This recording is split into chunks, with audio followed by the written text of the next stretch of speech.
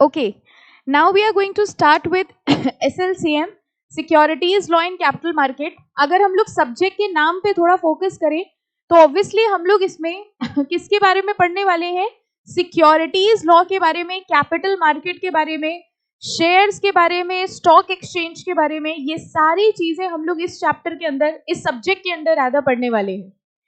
SLCM again मैंने आपको बताया ही था, जैसे कंपनी लॉ थोड़ा सा ट्रिकी होता है वैसे ही SLCM का पेपर भी थोड़ा सा टेक्निकल आएगा एग्जाम में. तो आज हम आपको पहले ही मेंटली प्रिपेयर कर दे रहे हैं कि SLCM का पेपर उतना आसान नहीं आएगा जितना आप सोच रहे हैं या जितना आप एक्सपेक्ट करेंगे. हम लोग जब कंपनी लॉ पढ़ते थे वहां पर हर प्रोविजन में हम लोग एक चीज देखते थे कि जो अनलिस्टेड कंपनीज हैं उनके ऊपर क्या लगता है? Companies act. और वहीं पर ही एक लाइन लिखी होती थी, इन case of listed companies SEBI regulations will be applicable. Yes, पूरे कंपनी लॉ में जितने भी प्रोविजंस हम लोग ने पढ़े वहां पर जो प्रोविजंस दिए हुए थे वो कंपनीज एक्ट के हिसाब से थे. और अगर वो कंपनीज एक्ट के हिसाब से प्रोविजन थे, इसका मतलब वो किसके ऊपर एप्लीकेबल हो रहे थे? अनलिस्टेड कंपनीज के ऊपर. अगर हम लोग लिस्टेड कंपनी की बात करते हैं तो लिस्टेड कंपनी के ऊपर दोनों चीजें लगती हैं. मतलब कंपनीज एक्ट के सेक्शन तो लगेंगे ही लगेंगे, इसके अलावा सेबी की रेगुलेशंस भी एप्लीकेबल हो जाएंगी. ठीक है, तो जो हम लोग ने कंपनी लॉ में अनलिस्टेड कंपनी के प्रोविजंस पढ़े, उन्हीं का ही अब लिस्टेड वालों के प्रोविजंस हम लोग इस सब्जेक्ट में पढ़ने वाले. तो जितनी भी चीजें, फॉर एग्जाम्पल बायबैक, अगर आपको याद हो तो बायबैक हम लोग कंपनी लॉ में पढ़ते हैं. कंपनी लॉ में जो बायबैक पढ़ते हैं वो हम लोग कंपनीज एक्ट के हिसाब से पढ़ते हैं.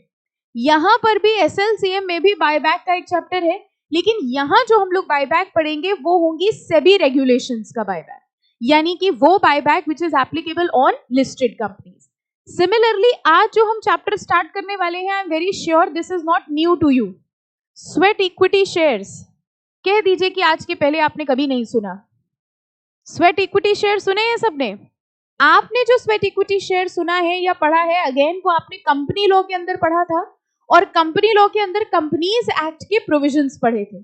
हम लोग यहाँ पे जो पढ़ने वाले हैं, जरा चैप्टर का नाम ही देखिए क्या है, SEBI issue of sweat equity regulations. इसका मतलब हम लोग पढ़ने तो वाले हैं स्वेट इक्विटी, लेकिन उसके सेबी के प्रोविजंस. और ये सेबी के प्रोविजंस किसके ऊपर एप्लीकेबल होंगे? लिस्टेड कंपनी के ऊपर. यानी कि अब थोड़ा प्रैक्टिकल एस्पेक्ट भी समझते हैं. जब आप किसी कंपनी में जाएंगे सबसे पहले तो आप ये देखेंगे कि वो कंपनी लिस्टेड है कि अनलिस्टेड है. अगर वो कंपनी अनलिस्टेड है तो भी उसके ऊपर सेबी के प्रोविजंस लगा देंगे क्योंकि हम याद करके आए हैं, क्योंकि यही चैप्टर सबसे अच्छा लगा था. नो, जब आप practically as a company secretary किसी कंपनी में जाएंगे तो सबसे पहले ये देखिएगा कि वो अनलिस्टेड कंपनी है कि लिस्टेड कंपनी है. अगर वो अनलिस्टेड कंपनी है तो सेबी वाले सब्जेक्ट से आपको कम लेना देना है. ठीक है, लेकिन ऑब्वियसली हर बच्चे का जो कंपनी सेक्रेटरी करता है, कंपनी सेक्रेटरी का कोर्स करता है, उसको ऑब्जेक्टिव यही होता है कि हम एक लिस्टेड कंपनी में जाना चाहते हैं. और अगर आप एक लिस्टेड कंपनी में प्लेस होते हैं, वहां पर आपको दोनों चीजें ध्यान में रखनी है. कंपनीज एक्ट तो फॉलो करना ही करना है, प्लस सेबी रेगुलेशंस. ठीक है, तो इस चैप्टर में हम लोग सबसे पहले ये देखेंगे स्वेट इक्विटी शेयर्स क्या होते हैं, कंपनीज एक्ट के स्वेट इक्विटी के प्रोविजंस क्या हैं, प्लस एडिशनली सेबी ने क्या प्रोविजंस लगाए हैं स्वेट इक्विटी के लिए. ओके, तो स्टार्ट करने के पहले ये डिस्कस करते हैं what are sweat equity shares. क्या होते हैं ये स्वेट इक्विटी शेयर? पता ही है सबको क्या होते हैं. किसको दिए जाते हैं? एम्प्लॉइज को एंड डायरेक्टर्स को, राइट. वो लोग जिन्होंने हमारी कंपनी में बहुत सारा एफर्ट डाला है, वो लोग जिन्होंने हमारी कंपनी में बहुत सारा वैल्यू एडिशन किया है, या किसी ना किसी तरह से उन्होंने हमारी कंपनी को बेनिफिट पहुंचाया है, तो बदले में उनको रिवॉर्ड देने के लिए हम उनको शेयर्स देते हैं. ये शेयर जो हम उनको दे रहे हैं, ये हम मार्केट प्राइस पे देंगे कि सस्ते पे देंगे? बताइए, मार्केट प्राइस पे अगर हम दे रहे हैं तो रिवॉर्ड किस बात का हुआ? हम उनको स्वेट इक्विटी शेयर्स देंगे कम प्राइस पे, डिस्काउंट पे दे सकते हैं. बताइए, स्वेट इक्विटी शेयर्स डिस्काउंट पे दे सकते हैं? पहले ना से कहानी शुरू हुई, फिर ना करते करते आपने अचानक हाँ कर दिया, है ना. बताओ, स्वेट इक्विटी शेयर्स डिस्काउंट पे इशू कर सकते हैं। उसके पहले हमको ये बताओ, कोई भी शेयर डिस्काउंट पे इशू किया जा सकता है? नॉर्मली शेयर्स डिस्काउंट पे इशू नहीं हो सकते, लेकिन इसके एक्सेप्शन भी थे, और उन्हीं एक्सेप्शंस में से एक एक्सेप्शन था स्वेट इक्विटी शेयर्स। आप खुद सोच के देखिए, अगर आप मेरी कंपनी के एम्प्लॉई हैं, आपने मेरी कंपनी में वैल्यू एडिशन किया, और हम आपसे कह रहे हैं कि ये 100 रुपए का शेयर मार्केट में बिकता है, हम रिवॉर्ड के तौर पर तुम्हें 120 रुपए में दे रहे हैं, will this be a reward? No. लेकिन हाँ, अगर हमने आपसे कहा कि तुमने मेरी कंपनी में बहुत बेनिफिट दिया है, 100 रुपए का मार्केट में शेयर है, हम तुमको 10 रुपए में दे रहे हैं, दिस इज अ रिवॉर्ड। तो स्वेट इक्विटी शेयर्स की सबसे पहली चीज, स्वेट मतलब होता है पसीना, जिन लोगों ने हमारी कंपनी में पसीना बहाया है, जिन लोगों ने मेरी कंपनी में वैल्यू एडिशन किया है, उनको रिवॉर्ड के तौर पर हम जो शेयर्स देते हैं उनको कहा जाता है स्वेट इक्विटी शेयर्स। हम इंप्लॉइज को दे सकते हैं, डायरेक्टर्स को दे सकते हैं, ठीक है, और ये डिस्काउंट पे भी दिए जाते हैं and consideration other than cash में भी दिए जाते हैं। तो चलिए देखते हैं स्वेट इक्विटी शेयर्स के provisions. Factors behind the success of any company is its ability to attract top talent. Company कह रही है हम अपने टॉप टैलेंट को अट्रैक्ट रखना चाहते हैं, हम चाहते हैं मेरी कंपनी के जो बड़े बड़े डायरेक्टर्स हैं, एम्प्लॉइज हैं, वो सब मेरी कंपनी में ही रहें, और उनको कंपनी में रोकने के लिए हमने उनको शेयर्स दे दिए, while retaining those already working within the company. One of the ways in which companies attract and retain key employees is by rewarding them with equity shares. Normally हम अपने एम्प्लॉइज को सैलरी देते हैं, लेकिन अगर हम चाहते हैं कि हम अपने एम्प्लॉइज को और भी कुछ एक्स्ट्रा दें जिससे वो रिटेन रहे हमारी कंपनी में, तो हम उनको बदले में क्या दे देते हैं? Shares. Sweat equity shares are such equity shares which are issued by a company. अब देखो लिखा है कंपनी इशू कर रही है, किसको? अपने डायरेक्टर्स को और एम्प्लॉइज को। किसको किसको दिए जा सकते हैं स्वेट इक्विटी शेयर्स? डायरेक्टर्स को या फिर एम्प्लॉइज को, एट अ डिस्काउंट और for consideration other than cash. या तो हम उनको डिस्काउंट पे दे देते हैं, 100 रुपए का शेयर हम आपको 10 रुपए में दे देते हैं, या फिर consideration other than cash. Consideration other than cash मतलब आपने हमारी कंपनी में वैल्यू एडिशन किया है, या आपने हमको एक एसेट दिया है, ठीक है। फॉर एग्जाम्पल, मेरे किसी एम्प्लॉय ने कंपनी को एक मशीनरी दे दी, उस मशीन के बदले में जो हमको पेमेंट करनी थी, हमने कैश के बजाय अदर देन कैश कंसिडरेशन, यानी हमने आपको शेयर्स दे दिए। तो हमने आपसे एसेट लिया और एसेट के बदले में हमने आपको शेयर्स दे दिए, ओके। ये सारे शेयर्स जो रिवॉर्ड करने के ऑब्जेक्टिव से दिए जाते हैं, इनको क्या कहा जाता है? Sweat equity shares. For providing their know how, उन्होंने हमारी कंपनी में नो हाउ प्रोवाइड किया, या इंटेलेक्चुअल प्रॉपर्टी राइट्स प्रोवाइड करें। What are intellectual property rights? Intellectual property rights कौन कौन से होते हैं? Patent, trademark, copyright. यानी मे बी उस एम्प्लॉय ने हमारी कंपनी में कोई इन्वेंशन करी, उस इन्वेंशन से को हमने पेटेंट करा लिया। उस एम्प्लॉय ने हमारी कंपनी में कोई लिटरेरी वर्क किया जिसको हमने कॉपीराइट करा लिया, या उस एम्प्लॉय ने हमारे ट्रेडमार्क को डेवलप किया जिसको हमने ट्रेडमार्क की तरह रजिस्टर करा लिया, और बदले में हमने उसको क्या इशू कर दिए? शेयर्स। तो वो सारे शेयर्स जो हम अपने एम्प्लॉय या डायरेक्टर को दे रहे हैं, या तो डिस्काउंट पे या कंसिडरेशन अदर देन कैश पे, and with a view to reward them, ऐसे शेयर्स को क्या कहा जाता है? स्वेट इक्विटी शेयर्स, ठीक है, ओके।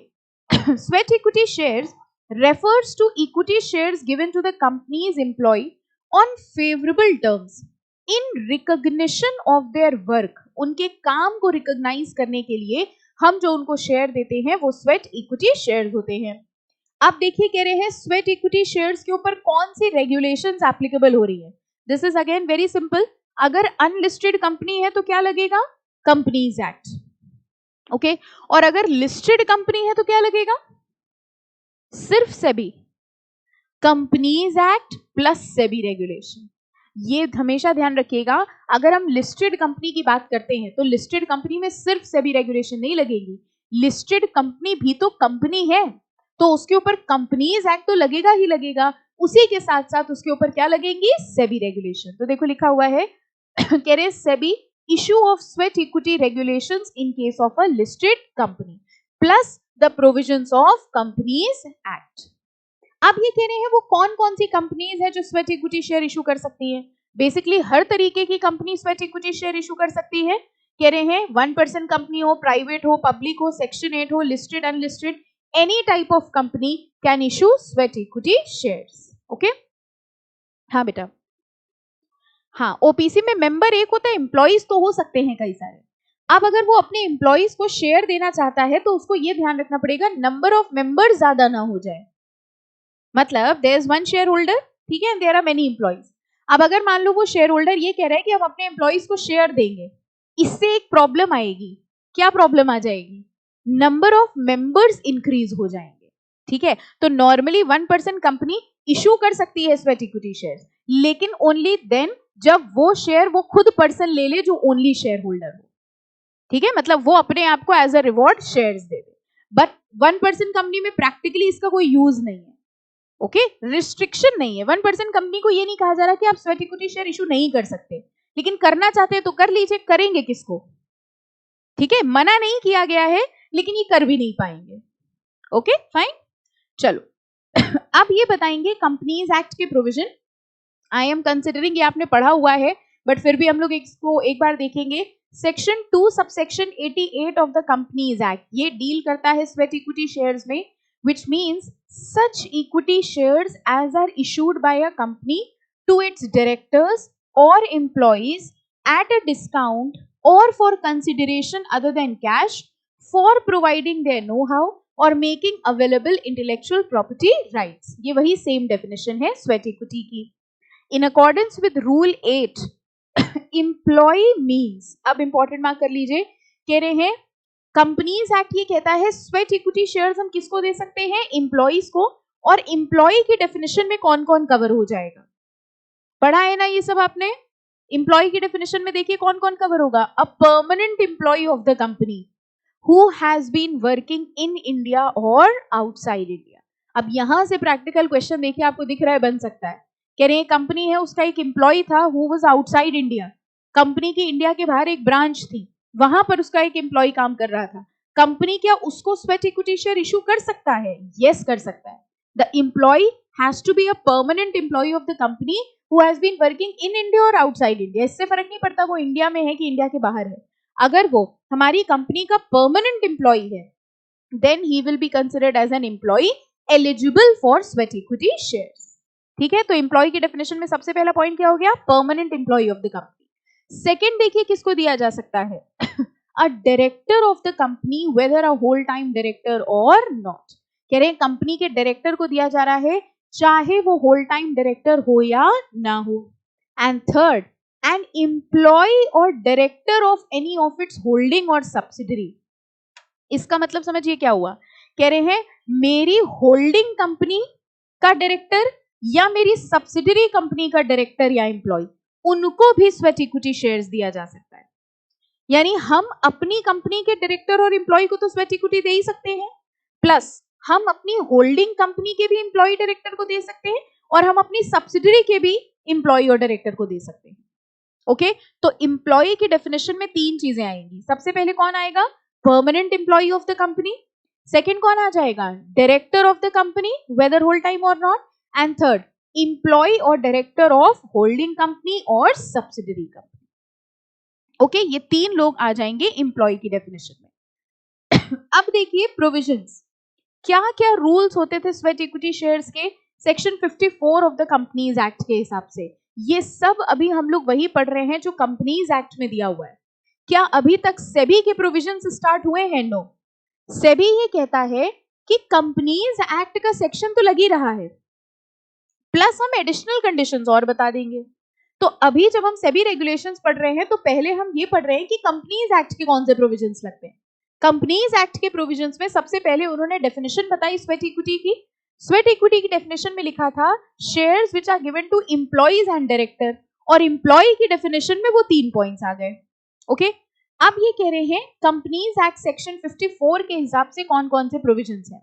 अ कंपनी में issue sweat equity shares of a class of shares already issued. इसका मतलब क्या हुआ? सबसे पहला पॉइंट तो यही हुआ, क्या किसी नई कैटेगरी के शेयर्स को स्वेट इक्विटी शेयर्स की तरह इशू किया जा सकता है? देखिए क्या लिखा है, अ कंपनी में issue sweat equity shares of a class of shares already issued, यानी जिस कैटेगरी के शेयर्स ऑलरेडी इशू हो चुके हैं उन्हीं शेयर्स को हम लोग स्वेट इक्विटी के फॉर्म में दे सकते हैं। कोई कंपनी नए कैटेगरी ऑफ शेयर्स को स्वेट इक्विटी की तरह डिस्ट्रीब्यूट नहीं कर सकती। ओके, अब कंडीशंस देखिए क्या है। सबसे पहली कंडीशन, कौन सा रेजोल्यूशन पास किया जाता है? Special. The issue is authorised bye a special resolution passed by the company in the general meeting, यानी स्वेट इक्विटी शेयर इशू करने के लिए सबसे पहले हमें स्पेशल रेजोल्यूशन पास करना पड़ता है। रेजोल्यूशन में डिटेल्स लिखे होने चाहिए, नंबर ऑफ शेयर्स कितने हैं, करंट मार्केट प्राइस उनका कितना है, कंसिडरेशन क्या है, किन किन एम्प्लॉइज या डायरेक्टर्स को दिया जा रहा है, all these details are required to be mentioned in the resolution. Third, the sweat equity shares of a company whose equity shares are listed on a recognized stock exchange are issued in accordance with this regulation. ये कौन सी regulations की बात कर रहे हैं? SEBI sweat equity regulation. तो ये third point बड़ा सिंपल है, कह रहे हैं अगर listed company sweat equity share issue करती है तो उस कंपनी को सेबी की स्वेट इक्विटी शेयर की रेगुलेशन कंप्लाई करनी पड़ेगी। And fourth, the rights. अच्छा, स्वेट इक्विटी शेयर्स के जो अधिकार होते हैं वो नॉर्मल इक्विटी शेयर होल्डर के अधिकार होते हैं या कुछ डिफरेंट होता है इनमें? मतलब एक बार हमने आपको स्वेट इक्विटी शेयर दे दिया, now you will be considered as an ordinary equity shareholder या आपको स्पेशल ट्रीट किए जाएंगे? ऑर्डिनरी। स्वेट इक्विटी शेयर का नाम इसलिए है क्योंकि आपने स्वेट बहाया है, इसलिए आपको शेयर दिया जा रहा है। शेयर तो वो इक्विटी शेयर है, और जो अधिकार नॉर्मल इक्विटी शेयर होल्डर के पास होते हैं, same rights are available to the sweat equity share holders also. ठीक है, तो क्या हम लोग ये बोल सकते हैं the sweat equity share holders will be treated पारी पासु with the other shareholders? पारी पासु का मतलब क्या होता था? On an equal footing। तो देखो लिखा हुआ है the rights, limitations, restrictions, provision as are for the time being applicable to equity share shall be applicable to sweat equity shares issued and holders of such shares shall rank pari passu with other equity holders। ठीक है, तो अभी तक हम लोग companies act के provision पढ़ रहे हैं। सबसे पहले हम लोग ने ये देखा कंपनीज एक्ट के हिसाब से कि किसको किसको स्वेट इक्विटी शेयर्स दिए जा सकते हैं, एम्प्लॉइज को एंड डायरेक्टर्स को। एम्प्लॉइज की डेफिनेशन में 3 पॉइंट्स आ रहे थे। फर्स्ट, किसको एम्प्लॉय माना जाएगा? Permanent employee of the company, जो इंडिया में हो कि इंडिया के बाहर हो, चाहे इंडिया में हो चाहे इंडिया के बाहर हो। सेकेंड, डायरेक्टर वो डायरेक्टर में आगे क्या था? Whether he is a whole time director और नॉट। एंड थर्ड क्या था? थर्ड कौन सा पॉइंट था? अगर हमारी होल्डिंग के एम्प्लॉइज या डायरेक्टर्स हैं या सब्सिडरी के एम्प्लॉइज या डायरेक्टर्स हैं, उनको भी स्वेट इक्विटी शेयर इशू किया जा सकता है। फिर हम लोग ने कंडीशंस देखी। सबसे पहली कंडीशन ये थी कि sweat equity share should not be a new class of share, it should has to be a class of shares which are already issued.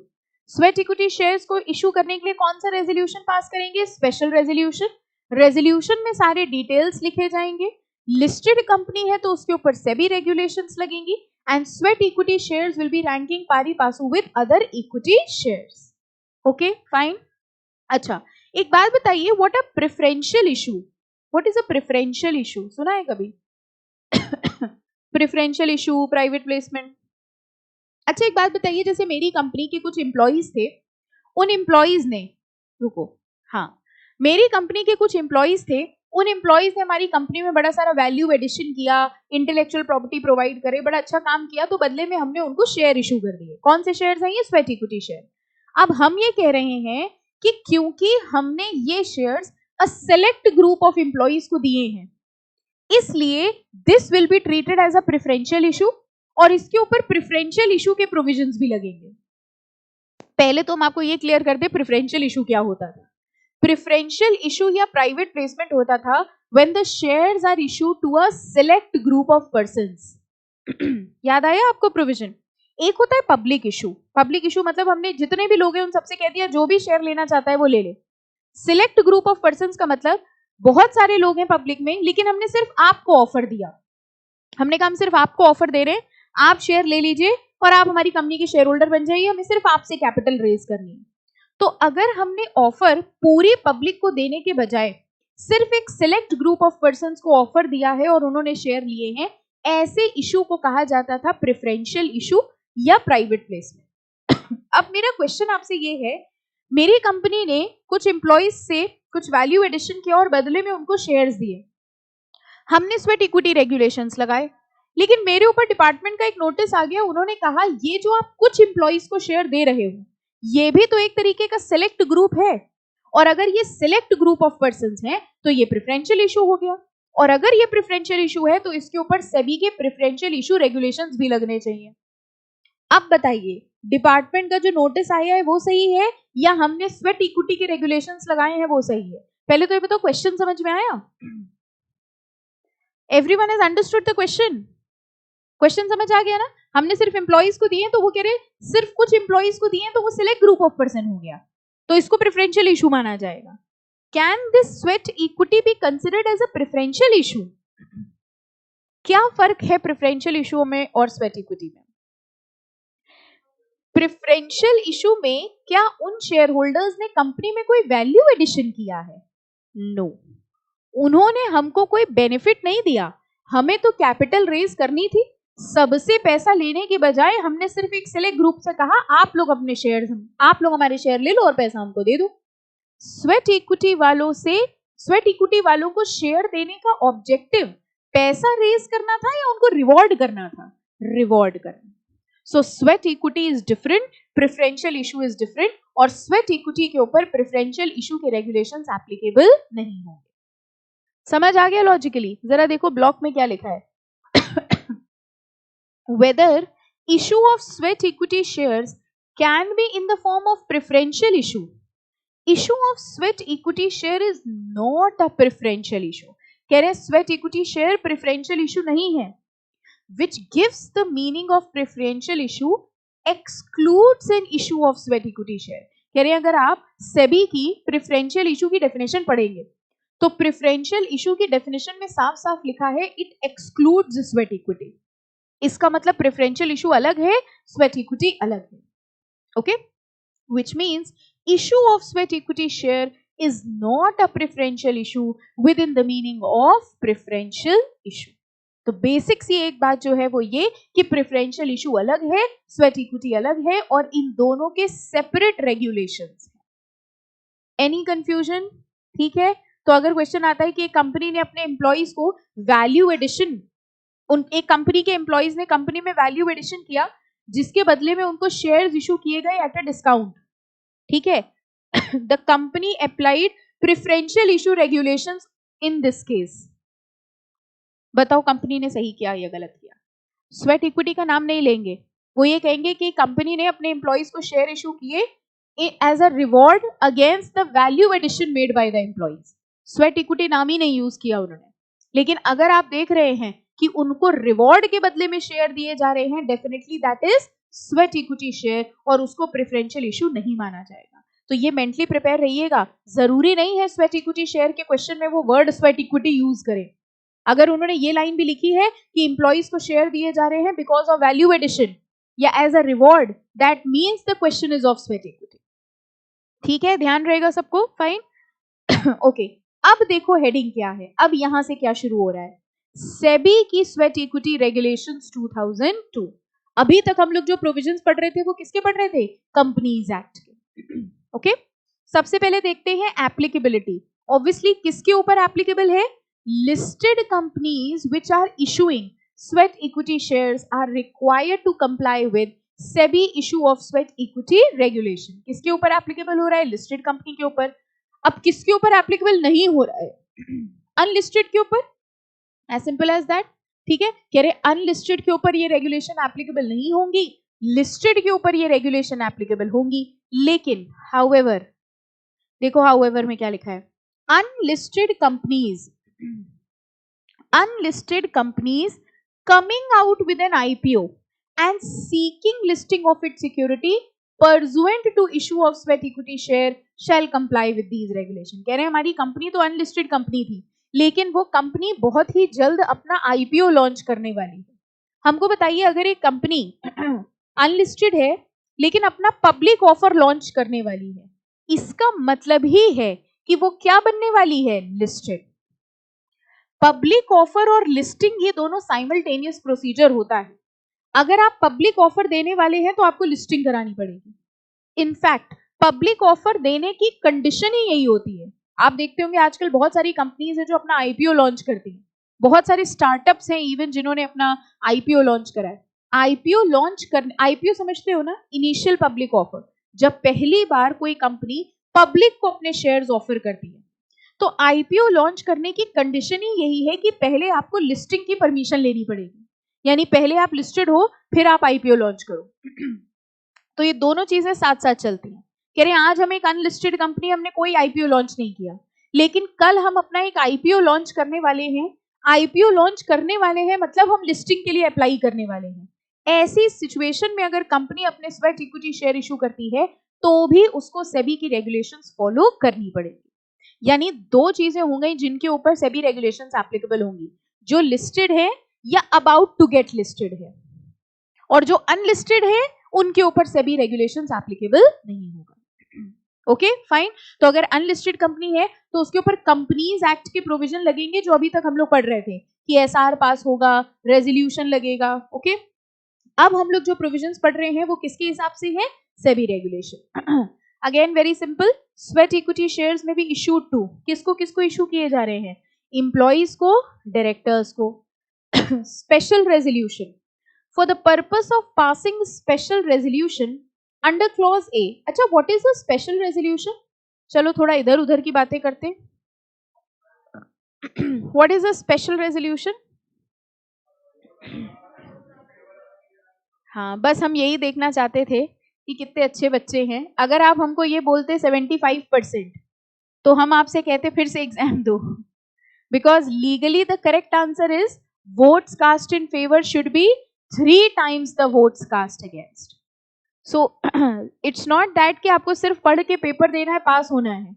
आपकी ऐसी चीजों से पता चलता है कि आपने कितनी कॉन्सेप्चुअली पढ़ा है, और इंटरव्यू के टाइम में ये सब चीजें पता चलेंगी कि आपने कितनी कॉन्सेप्चुअली पढ़ा है। अगर आप बोल देते नहीं 75% मेजोरिटी, ठीक है, that is not correct.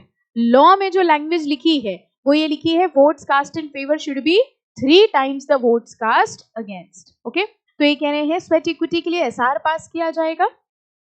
The board of directors at the time of sending notice to the shareholders shall send additional information for approving the issuance of sweat equity and it shall contain the following information.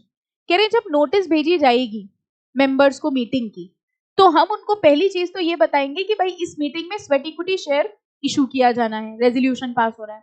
उसके साथ साथ ये additional information भी हम उनको बताएंगे। किसको बताया जा रहा है, शेयर होल्डर्स को। सेम चीज कंपनी लॉ में भी थी, ठीक है, बट देखिए क्या क्या चीजें बताई जा रही है।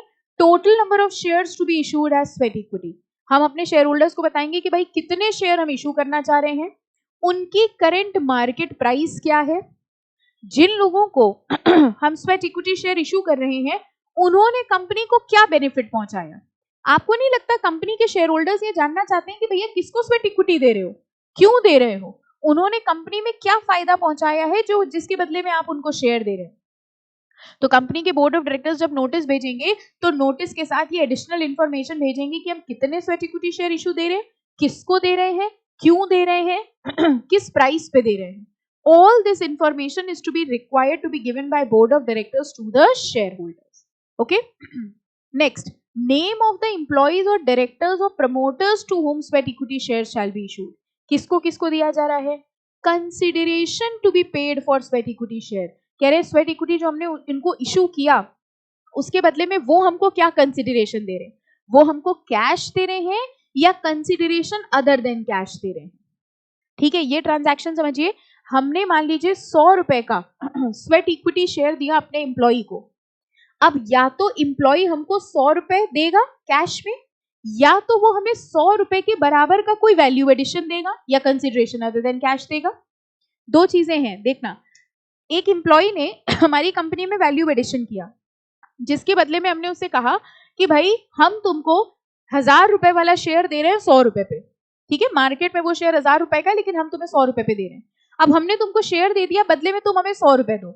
ये जो 100 रुपए तुम हमको दे रहे हो इसके दो तरीके हैं, या तो तुम हमें कैश दे दो या तो इसके बदले में तुम हमें कुछ और दे दो। ये जो बदले में कुछ और दे रहे हो इसको क्या कहा जाता है, कंसिडरेशन अदर देन कैश। तो या तो तुम 100 रुपए के बराबर का हमको कोई एसेट दे दो, ठीक है, एसेट दे दोगे तो भी कंसिडरेशन अदर देन कैश है, या तो तुम हमें कुछ और सर्विसेज दे दो जिसके बदले में हम तुम्हें ये शेयर दे रहे हैं। तो जो भी शेयर हम आपको इशू करेंगे उसके बदले में जो कंसिडरेशन आएगी वो दो तरीके की हो सकती है, या तो इन कैश या तो कंसिडरेशन अदर देन कैश। ये हमको शेयर होल्डर्स को बताना पड़ेगा। The price at which sweat equity shares shall be issued, ceiling on managerial remuneration if any. ये क्या पॉइंट है? ये मैनेजरियल रेम्यूनरेशन क्या चीज होती है? सुना है ऐसा कभी कुछ? मैनेजरियल रेम्यूनरेशन, जो भी हमारे डायरेक्टर्स होते हैं उनको कितनी रेम्यूनरेशन मिलनी चाहिए इसकी एक लिमिट प्रिस्क्राइब्ड है एक्ट के अंदर। क्या आप बता सकते हैं कितनी लिमिट है? 11%, ठीक है, यानी नेट प्रॉफिट का 11% इज द मैक्सिमम अमाउंट जो हम अपने डायरेक्टर्स को रेम्यूनरेशन के तौर पर दे सकते हैं। आप ये कह रहे हैं कि मान लीजिए आपने अपने डायरेक्टर्स को 11% ऑफ द नेट प्रॉफिट के हिसाब से सैलरी दे दी और अब आप ये कह रहे हो कि हम उनको स्वेट इक्विटी शेयर भी दे रहे हैं। तो देखा जाए तो ये जो आप स्वेट इक्विटी शेयर दे रहे हो ये भी तो आप एडिशनल बेनिफिट ही है जो उनको पहुंचा रहे हो। तो ये कह रहे हैं कि आपको एडिशनल डिटेल्स में लिखना पड़ेगा, ये स्वेट इक्विटी शेयर इशू करने से ओवरऑल मैनेजरियल रेम्यूनरेशन की लिमिट तो नहीं ब्रीच हो रही है। कहीं ऐसा तो नहीं कि उनको 11% तक का मिल चुका था और अगर आज हम उनको स्वेट इक्विटी शेयर्स देंगे तो एडिशनल अमाउंट उनको पहुंच जाएगा जिससे वो 11% की मैक्सिमम लिमिट ब्रीच हो जाएगी। ठीक है, तो ये देखना बहुत जरूरी है कि हम आज इनको जो स्वेट इक्विटी शेयर्स दे रहे हैं वो उनकी मैनेजरियल रेम्यूनरेशन में काउंट होगा कि नहीं होगा। अगर काउंट होगा तो ये देखना पड़ेगा कि 11% की लिमिट तो नहीं ब्रीच हो रही, और अगर नहीं काउंट हो रहा है तो कोई लिमिट चेक करने की रिक्वायरमेंट नहीं है। Is this point clear? Ceiling on managerial remuneration, तो कह रहे हैं ceiling on managerial remuneration if any which will be affected by issuance of such sweat equity. A statement to the effect that company shall conform to the accounting policies. कह रहे हैं एक statement लगाना पड़ेगा कि कंपनी ने sweat equity shares issue करते वक्त सारे रूल्स एंड रेगुलेशंस को कंप्लाई किया है। एंड लास्टली ये पॉइंट याद है आपको, diluted earning per share.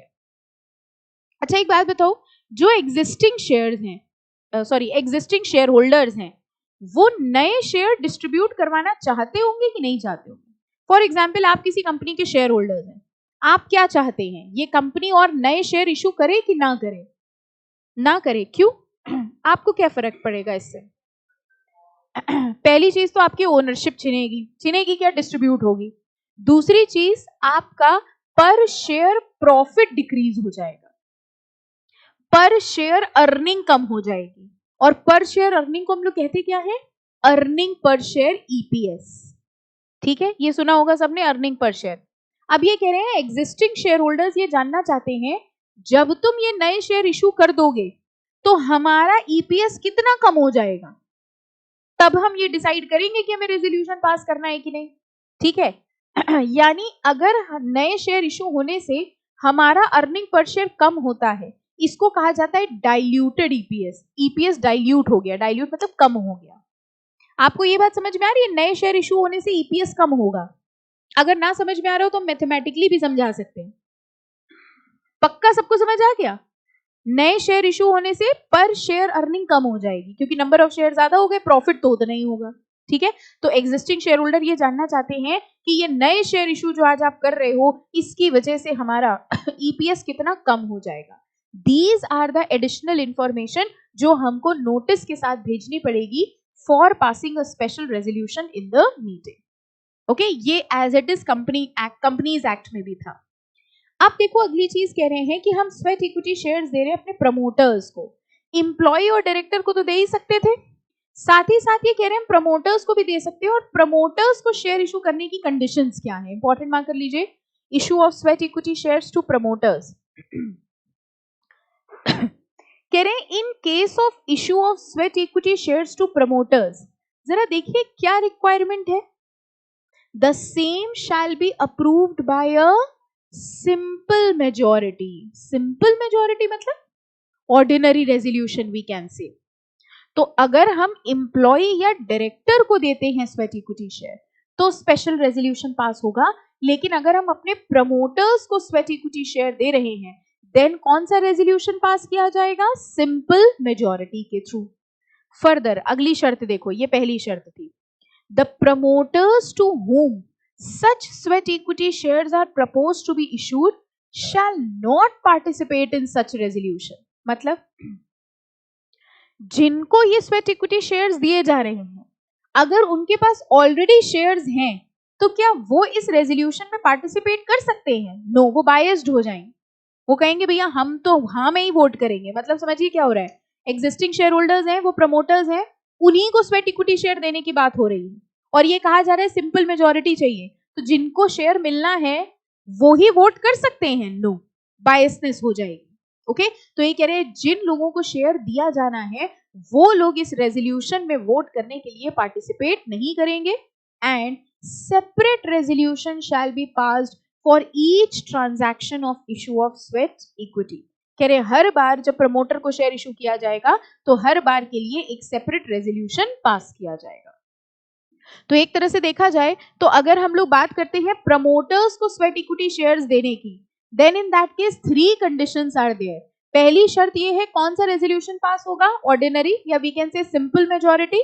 Second, जिन लोगों को शेयर मिलना है वो लोग इसमें पार्टिसिपेट नहीं कर सकते।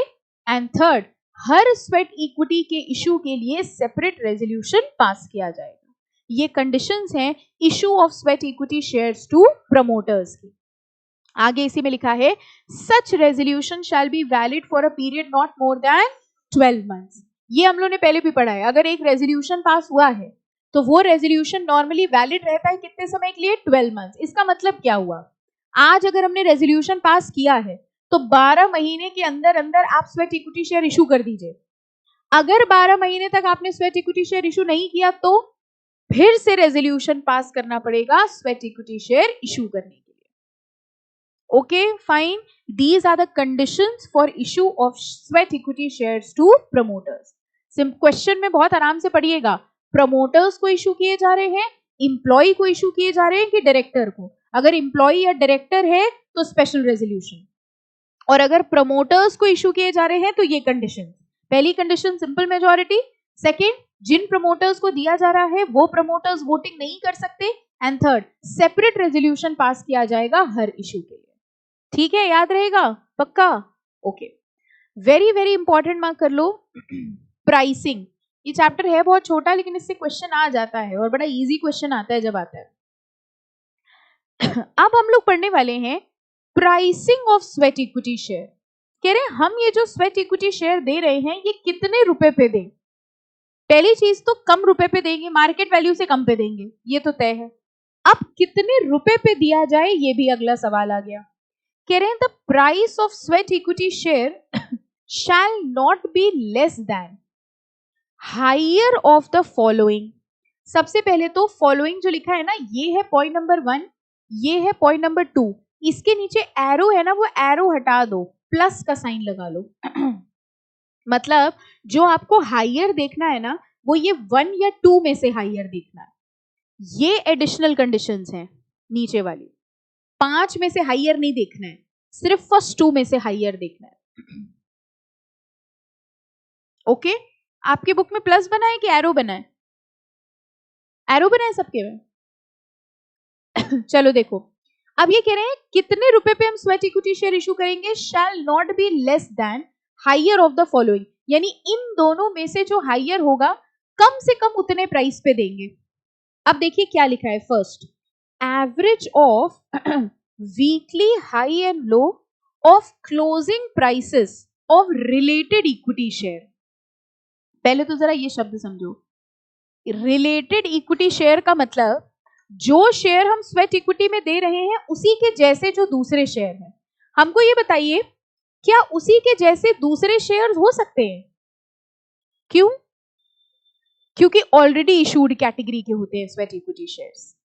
स्वेट इक्विटी शेयर कभी भी नया शेयर नहीं होगा, this is of a category which is already issued. तो जिस कैटेगरी के स्वेट इक्विटी शेयर हम दे रहे हैं उसी कैटेगरी के दूसरे शेयर जो स्टॉक एक्सचेंज में लिस्टेड है उनका प्राइस देखना है। अब उनका प्राइस कैसे देखना है? Average of weekly high and लो। कह रहे हैं हर हफ्ते का एक हाई प्राइस ले लो और एक लो प्राइस ले लो। क्लोजिंग प्राइस का मतलब समझ गए, जब मार्केट क्लोज होती है क्लोजिंग प्राइस। कह रहे हैं एक हफ्ते का हाईएस्ट कितना गया, लोएस्ट कितना गया। ऐसा हमको देखना है लास्ट 6 मंथ्स में। ओके, यानी पिछले 6 महीनों में हर हफ्ते का हाई एंड लो। ठीक है, कई सारे हाई आ जाएंगे, कई सारे लो आ जाएंगे और फिर हम उनका क्या निकाल लेंगे, एवरेज। ओके, बहुत ध्यान से समझिएगा। वैसे तो ये आपको कैलकुलेट करने को नहीं आएगा। मैक्सिमम प्रैक्टिकल क्वेश्चन जो आ सकता है वो यही आएगा, average weekly high and low of 6 months इतना रुपीस है, average weekly high and low of 2 weeks. देखो जो सेकंड वाला है वो 2 वीक्स है, ऊपर और नीचे वाले में बस इतना फर्क है, ऊपर वाला 6 महीने का है, नीचे वाला 2 हफ्ते का है। तो जो प्रैक्टिकल क्वेश्चन आएगा वो आपसे पूछेंगे किस प्राइस पे स्वेट इक्विटी शेयर्स दिए जाएंगे। ठीक है, अब पहला पॉइंट वो देंगे एवरेज, ये दे दिया। देखिए ये पूरा लिखा होगा और लिखा होगा 400, ये पूरा लिखा होगा और लिखा होगा लेट्स से 300। बताइए स्वेट इक्विटी शेयर्स कम से कम कितने रुपए पे दिए जाएंगे? 400। बस ये सिंपल क्वेश्चन आएगा। इन दोनों में से जो हाइयर है कम से कम उतने प्राइस पे। ठीक है, ऑल्दो हम लोग इसको डिटेल में भी समझ लेते हैं। अगर मान लीजिए इंस्टीट्यूट ने वैसे पूछ लिया तो सिंपली देखिए क्या लिखा है, average of weekly high and low of closing prices of related equity share during the last 6 months. यानी पिछले 6 महीनों में हर हफ्ते का हाई, हर हफ्ते का लो, और इनका हम निकाल लेंगे एवरेज। अब ये 6 महीने कब से देख रहे हैं? कह रहे हैं 6 months preceding the relevant date. Relevant date से पिछले 6 महीना। इसके लिए हमें क्या देखना पड़ेगा? रेलेवेंट डेट क्या है? जरा देखो नीचे दिखा हुआ है, ये देखिए। Relevant date for this purpose means the date which is 30 days prior to the date on which meeting of general body of shareholder is convened। अब बताइए क्या हुआ पूरा प्रोविजन। जिस दिन जनरल मीटिंग होनी है स्वेट इक्विटी डिसाइड करने की, उससे पिछले 30 दिन, वो जहां 30 दिन खत्म हो रहे हैं वहां से पिछले 6 महीना और वहां से पिछले 2 हफ्ता। ठीक है, इसका मतलब देखो हम लोग कैसे पहुंचे थे। ये कह रहे हैं average of weekly high and लो, फिर से देखेंगे, average of weekly high and low of closing prices of related equity share during last 6 months. पिछले 6 महीने में हर हफ्ते का हाई एंड लो, उसका एवरेज। लेकिन पिछले 6 महीने हम कहां से देखें, कहां से 6 महीने? कह रहे हैं रेलेवेंट डेट से देखो 6 महीना। रेलेवेंट डेट क्या थी? कह रहे हैं जो हमारी शेयर होल्डर्स की मीटिंग होगी जिसमें हम स्वेट इक्विटी का अप्रूवल ले रहे हैं, वहां से पिछले 30 दिन, वो होगा 6 महीने पहले की रेलेवेंट डेट। इसका मतलब अगर मान लीजिए यहां हुई है हमारी जनरल मीटिंग, जनरल मीटिंग से पिछले 30 डेज, यहां से 6 मंथ्स देखा जाएगा, या फिर यहां से 2 weeks. This is considered as the pricing of sweat equity share. अब बताइए समझ में आ गया? ये डेट है रेलेवेंट डेट। यही क्वेश्चन एक बार एग्जाम में आ गया था कि रेलेवेंट डेट कौन सी डेट मानी जाएगी। मतलब उन्होंने दे दिया था कि जनरल मीटिंग जो है वो इस दिन होगी, ठीक है, उसके 30 दिन prior, that date will be considered as a relevant date. तो वैसे परेशान होने की जरूरत नहीं, हम टेस्ट में दे देंगे, तब आपको खुद ही समझ में आ जाएगा कैसा क्वेश्चन आया था। ओके, क्लियर हमने आपको कर दिया है कि हम लोग डिसाइड कर रहे हैं प्राइसिंग स्वेट इक्विटी शेयर्स की। प्राइसिंग के लिए हम लोग कह रहे हैं इन दोनों में से जो हाइयर होगा कम से कम उतना होगा। पहला वाला पॉइंट क्या था? Weekly high and low of closing prices of related equity shares for preceding 6 months from the relevant date. और सेकेंड वाला देखो एग्जैक्टली सेम है, बस एक वर्ड चेंज हो गया, क्या? 2 वीक्स का। यानी 6 महीनों का हाई लो का एवरेज, 2 हफ्तों का हाई लो का एवरेज। इन दोनों में से जो हाइयर होगा कम से कम उतने प्राइस पे स्वेट इक्विटी शेयर इशू किया जाएगा। Any doubt? ठीक है, अब देखिए कह रहे हैं कौन से स्टॉक एक्सचेंज का प्राइस लिया जाए। आपको ये तो पता ही होगा कि ऐसा भी हो सकता है कि हमारा शेयर 2 स्टॉक एक्सचेंज में लिस्टेड है, हम बीएससी में भी लिस्टेड है, एमएनएससी में भी लिस्टेड है। तो ये बताओ दोनों में मेरा प्राइस सेम रहता होगा या अलग रहता होगा? बीएससी एनएससी समझते हैं? दो स्टॉक एक्सचेंज हैं प्राइमरीली, वैसे तो बहुत सारे हैं। दो मेन स्टॉक एक्सचेंज कौन से हमारे? बीएससी बॉम्बे स्टॉक एक्सचेंज है, नेशनल स्टॉक एक्सचेंज। मेरी कंपनी का शेयर दोनों में लिस्टेड है, ठीक है, दोनों में ट्रेडिंग होती है, तो दोनों के प्राइसेस अलग अलग होते हैं, ठीक है। बीएससी में अलग रेट पे ट्रेड हो रहा है, एनएससी में अलग रेट पे ट्रेड हो रहा है। तो अब ये कह रहे हैं कि अगर मान लीजिए मेरा शेयर, ये जिन शेयर्स के हम लोग एवरेज वीकली हाई एंड लो ले रहे हैं, कौन से स्टॉक एक्सचेंज का प्राइस लेंगे? First, if the shares are listed on more than one stock exchange but quoted only on one stock exchange। पहले तो यहां पर ये समझिए लिस्टेड और कोटेड होने का मतलब क्या हुआ। एक स्टॉक एक्सचेंज में, बहुत ध्यान से समझिएगा, कई सारी कंपनी के शेयर्स लिस्टेड होते हैं, लेकिन जरूरी नहीं है कि सब में ट्रेडिंग हो। एक स्टॉक एक्सचेंज में बहुत सारी कंपनीज लिस्टेड है, जो भी लिस्ट कराना चाहे लिस्ट कर ले, लेकिन शेयर्स की खरीद बेच तो उन्हीं की होती है जिनकी डिमांड होगी। जिन शेयर्स की डिमांड है उन्हीं की तो खरीद बेच होगी, यानी ट्रेडिंग सिर्फ उन शेयर्स की होती है जिनकी मार्केट में डिमांड होगी। तो मान लो एक स्टॉक एक्सचेंज में 100 कंपनीज लिस्टेड हैं, तो क्या जरूरी है 100 के 100 शेयर्स में खरीद बेच हो रही हो? नहीं, जिसकी डिमांड होगी वो सबसे ज्यादा ट्रेड होगा। तो स्टॉक एक्सचेंज करता क्या है, हमारे यहाँ 100 कंपनीज है जो लिस्टेड है, लेकिन इनमें से सिर्फ टॉप 10 कंपनीज है जिसमें सबसे ज्यादा ट्रेडिंग होती है। इन टॉप 10 कंपनीज को उसने कोट कर दिया, और ये हो गए coated shares. Coated shares means, या कोटेड कंपनी मींस वो कंपनीज जिनका सबसे ज्यादा ट्रेडिंग हो रहा है, ठीक है। तो listed and coated, listed means हम स्टॉक एक्सचेंज में लिस्टेड हैं, लिस्टिंग कराना हमारे हाथ में है। अच्छा, ये ऐसे समझो, लिस्टिंग कराना कंपनी के हाथ में है, लेकिन कोटेड होना कंपनी के हाथ में नहीं है, क्योंकि कोटेड वो तब होगी डिपेंडिंग अपॉन कितनी ट्रेडिंग हो रही है। जो ज्यादा खरीदा बेचा जाएगा, जिस शेयर में ज्यादा मूवमेंट होगा, वो अपने आप कोटेड वाली लिस्ट में आ जाएगा। अब बताइए, कह रहे हैं अगर मान लो वो एक स्टॉक एक्सचेंज में लिस्टेड है और एक में लिस्टेड एंड कोटेड है, कौन से स्टॉक एक्सचेंज का प्राइस लोगे? किसका सबसे आपको करंट प्राइस मिलेगा?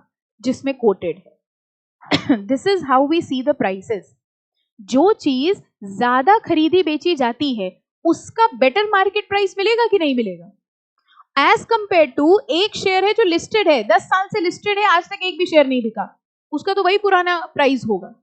तो ये कह रहे हैं अगर एक स्टॉक एक्सचेंज में हम लिस्टेड हैं और एक में हम कोटेड हैं, तो बेटर प्राइस कौन सा होगा? कोटेड वाला। तो ये जो हम लोग वीकली हाई एंड लो ले रहे हैं, ये कौन से वाले स्टॉक एक्सचेंज का लेंगे? जिसमें कोटेड है। अगर कॉन्सेप्चुअली समझोगे तो तुरंत समझ में आ जाएगा। देखो क्या लिखा है, if the shares are listed on more than one stock exchange, एक से ज्यादा में हम लिस्टेड हैं लेकिन कोटेड सिर्फ एक में है, then the price on the stock exchange shall be considered. इसको आप लिख लो, the price on the stock exchange in which it is quoted, लिख लो, in which it is quoted will be considered। ठीक है,